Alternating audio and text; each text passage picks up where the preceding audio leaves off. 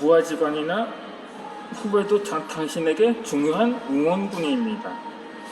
기존의 후배로부터 존경받지 못하고 충분한 협력 관계를 유지하지 못한다면 비즈니스를 성공시키기 어렵습니다. 부하와 후배를 자신의 팬으로 만드는 것도 중요하지만 이런 관계의 경우에는 단순히 웃는 얼굴로 칭찬만 해서는 역효과가 일어납니다. 기분 좋은 말로 적당한 관계를 만드는 것과 언제 어디서든 내 편이 되어줄 응원군을 만드는 것은 천양지차의 일입니다. 칭찬 자신에게는 전혀 장점이라고는 없는데 지인들이 자신에 대해 칭찬을 한다면 오히려 자신을 비웃는 것으로 여기는 사람도 더러 있다고 합니다. 그런 사람은 평생 컴플렉스나 열등감에서 벗어나지 못하는 거죠. 그러니까 내 자신이 인상이 좋다고 하면 자신을 만만하게 본다고 인식하기 때문에 더 승질이 난다는 것입니다. 그렇다면 그렇거든요. 사실 좋은 인상이 좋다고 좀 순진하게 생긴 외모와는 달리 사실상 그에게는 사이코패스의 기질이 있을 수가 있거든요. 자신을 마치 신으로 착각했다는 정남규라든가 사실상 묻지마 살인이라고 볼 수 있는 50대 등산된 연쇄살인범의 경우도 동일한 케이스라고 볼 수 있는 거죠. 그러니까는 사실 이 사이코패스라는 게 사실 천재라고 하거든요. 대부분 그런 사실이 있어요. 자신에게는 도무지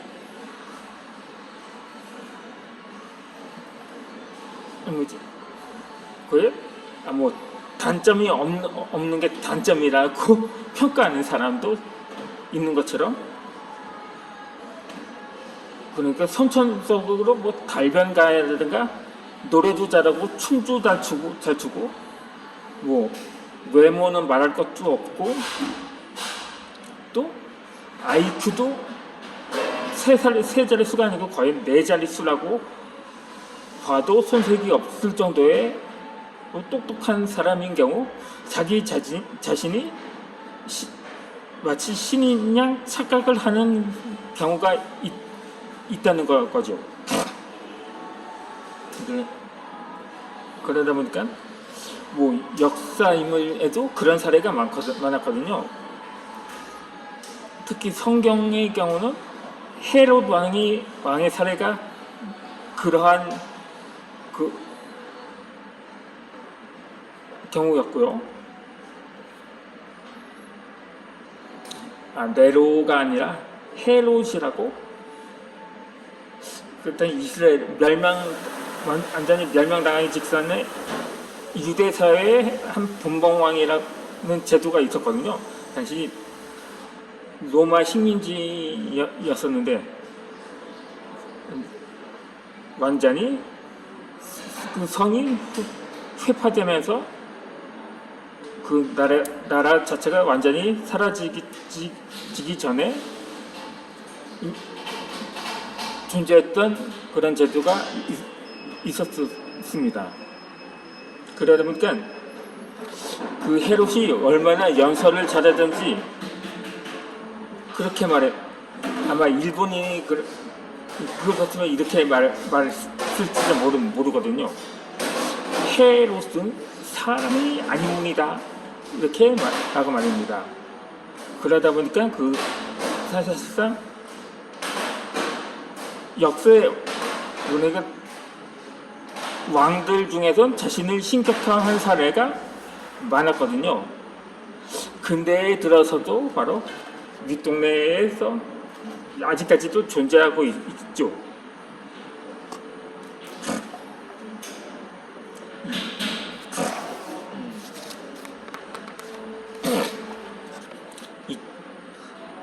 좌우지간 많은 사람들이 칭찬만 한다면 그 사람의 뭐 교만이라고 할까요? 이 허세가 하늘을 뚫을 정도로 그냥 치솟을 수밖에 없는 거거든요. 그러니까는 이 지나침은 아니함만 못하다는 말이 화제가 되는 거지. 그렇죠? 그렇다면 이 부하와 후배를 응원군으로 만드는 사람은 어떤 사람일까요? 바로 그들을 이끌어두고 키워주는 사람입니다. 예를 들어 이번에 낸 계약서 아주 잘 써서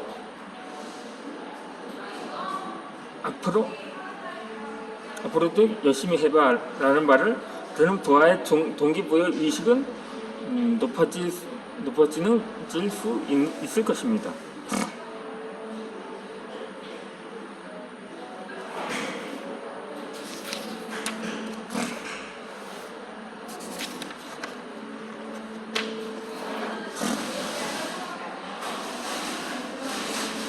하루 일과가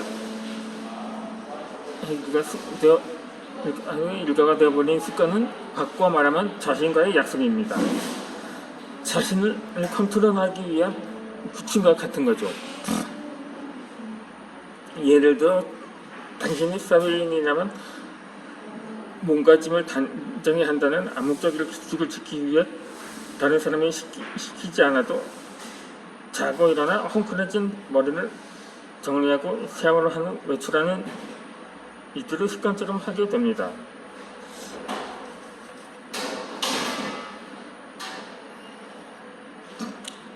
지금까지 계속 이야기해 왔듯이 사람은 안이하게 생각하는 동물입니다.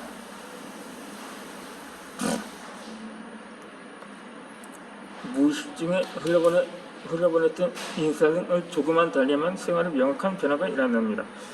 내가 지금까지 실천해왔던 평소의 습관을 순서대로 소개하도록 하겠습니다.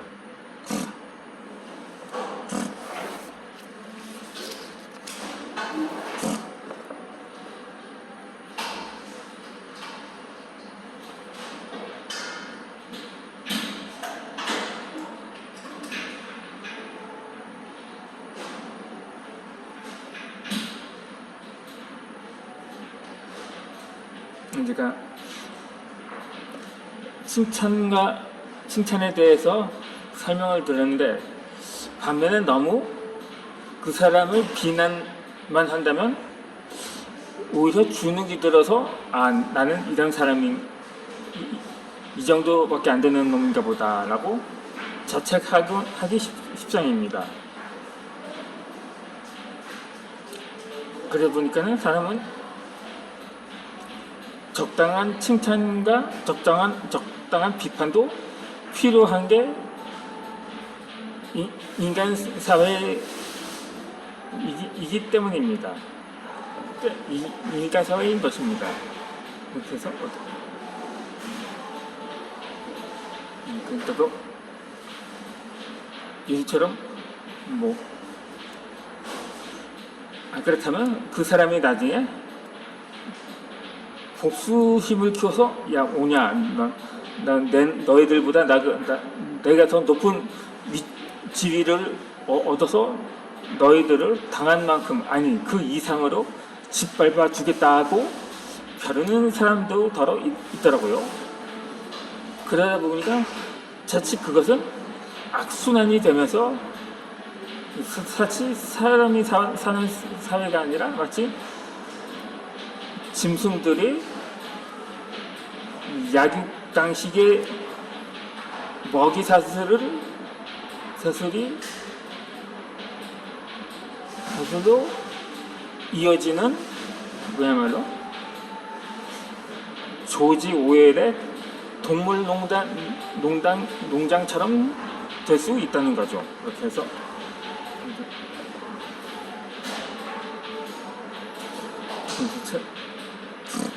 이렇게 해서 이거는 우리 사회는 중도란 없다고 말하는 사람이 있습니다. 아니 극우가 있고 극자만 존재할 뿐이라고 판단하는 사람이 있는데, 그것이 그야말로 중재자가 없는 사회는 그야말로 아비규환이라고밖에 볼 수가 없는 것입니다. 이런 사람이다. 야, 정말 우리나라 정치인들이 뭐 제대로 하는 게 있냐, 뭐 기업을 하려도 해도 뭐 이런 진보 정권은 뭐 이래서 규제 보수 정권은 그냥 정치 자금이라는 빌미로 뜯어가기나 하고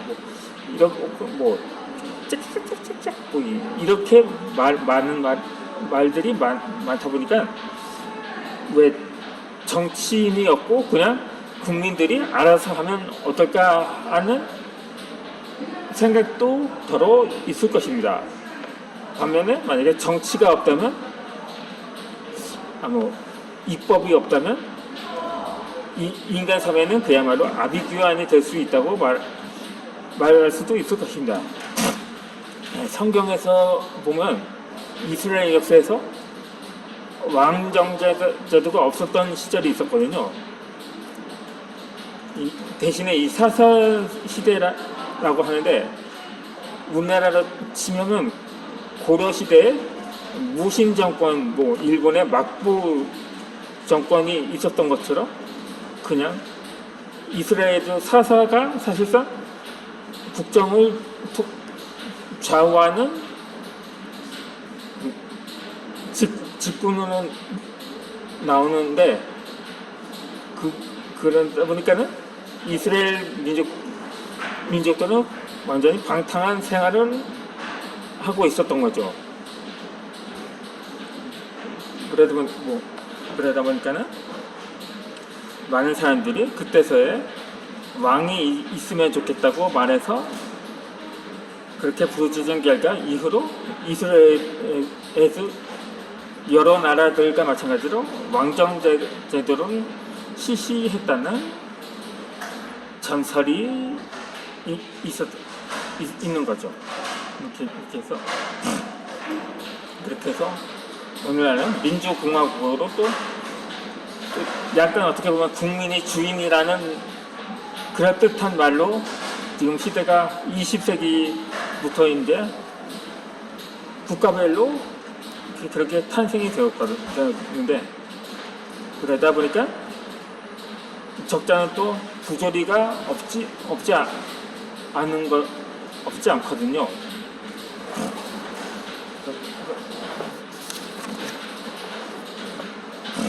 그러다 보니까는